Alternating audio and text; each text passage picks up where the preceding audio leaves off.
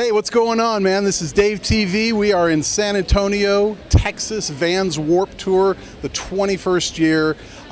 Very hot day, but the wind is in our favor right now. I found the sweet spot. So JULE VERA has come to join us and say a few words to us about the world they're living in on the road. I think might be a good way to look at what we're going to talk about today. So thanks for coming out.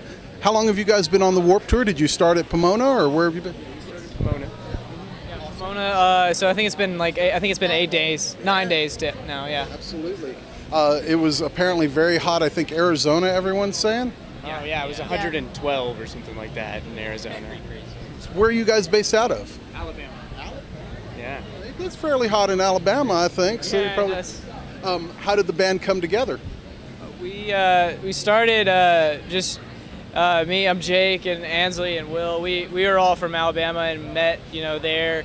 And just kind of started playing covers and stuff, figuring stuff out, and then we started writing together, and that's really how JULE VERA was formed. And a couple of years ago, April of 2013, we played our first show as JULE VERA, and then we're now releasing our first EP on June 30th, so in 2 days. Wow, that's awesome. So where did you record it? How did it come together? We recorded it all, mostly all of it in Atlanta with a producer. We found that we won a battle of the bands actually, and then he was judging it, and he said, if you want to make a record, just call me. And so, of course, we did, and then that's how that kind of came about. So. Oh, yeah. Have you gotten to see any bands here?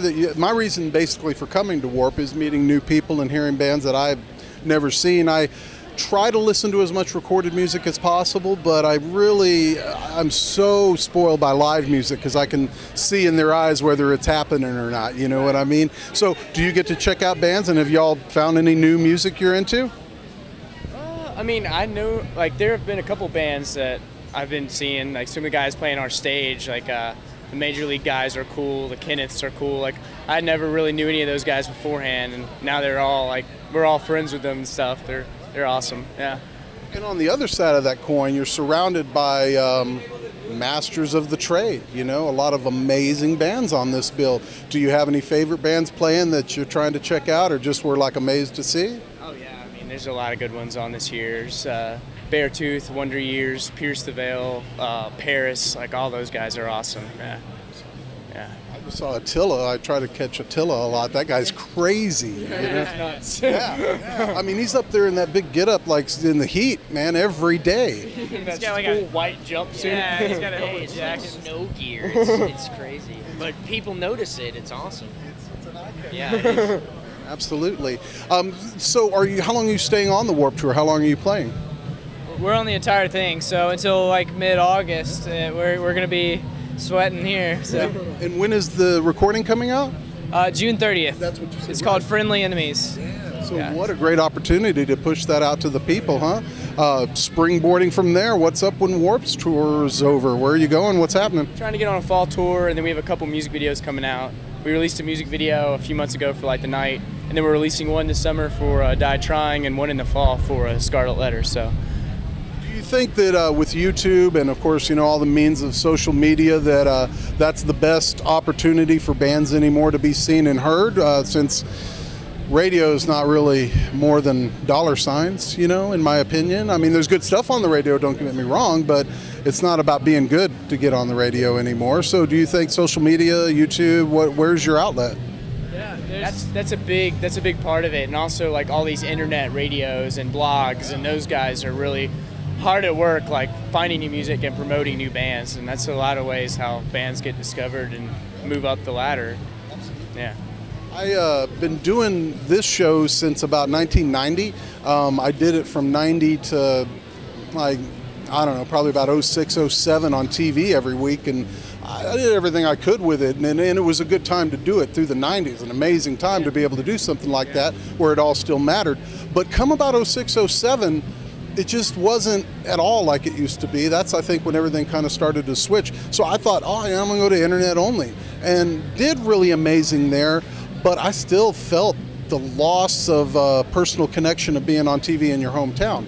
So the combination of the both, I think, are kind of where it's at for this show, and it helps me bring independent music, again, looking at people to see if they mean it or not, to the folks at home, and not only get that internet exposure, but to see, like, when you come through Austin or whatever, you know, people will have checked this out and know what to come see, you know. So I'm very lucky to be able to get to do that thing, and I thank you guys for coming to, you know, do something like this.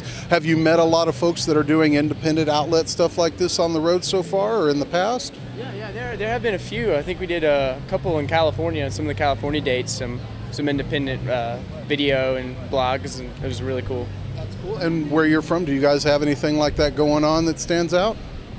Not that I can think of off the top of my head. I mean, Auburn isn't a huge music scene. There's a little bit there, but not really any blogs or video people that do stuff. I think it makes a big difference, and especially once you've made that connection, fans knowing they can talk to you and reach out immediately via Twitter or Facebook and get immediate feedback from you guys. Has that ever gone strangely wrong, or has it all been pretty good for you so far? That's all been pretty good. Like, Ansley handles most of the social media stuff, but you can find us at, it's just JULE VERA Music on Facebook and Twitter, and then she actually and Instagram, and then Snapchat too. It's just JULE VERA on Snapchat, and then she'll snap you back and stuff. We love talking to fans on there. We've seen so many people come to the shows at Warp saying like, "Hey, I talked to you on Snapchat and stuff," and it's super cool to be like, "Oh yeah, I know your face. I know That's like awesome. You know who you are." So wow, that is really cool. That's the thing, the way it goes, man. I think it's an amazing difference today. I never would have imagined it would be like that, you know. So, what about like bands you listen to? I always ask people, like, whether it be influence-wise or when you're just kicking. What are you guys listening to?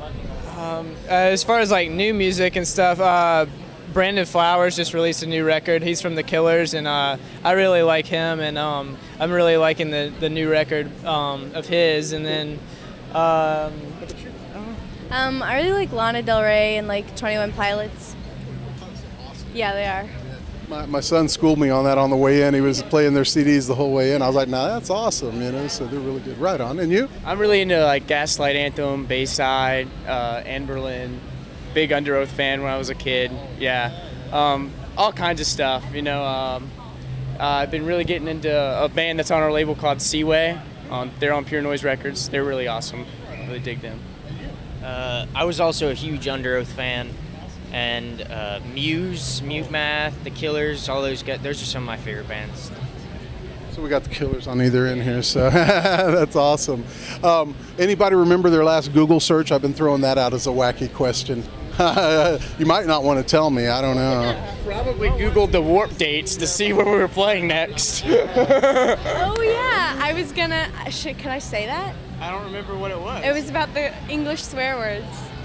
Oh yeah, no, we were just looking up one of those stupid things that they like. They're always like, we can play the next song, or we can teach you some English swear words. And then, of course, they teach them the swear words. And so I heard one that I had never heard, so I started Googling it to see what it meant, but I didn't ever get to finish, so I don't know what it means still. Well, that's what it was. That's funny. That's awesome. I used to work with some great Ukrainian people that would tell me, "Hey, go over there and say this to them." I'm like, I'm going to get hit, aren't I? But I learned a lot of amazing things. That's hilarious. Yeah, awesome. Well, this is JULE VERA, so if you guys enjoyed it, great. Look them up online. Check them out in person. That's my favorite means of doing things. And thank you guys very much for spending a minute with DaveTV. Awesome. You got it.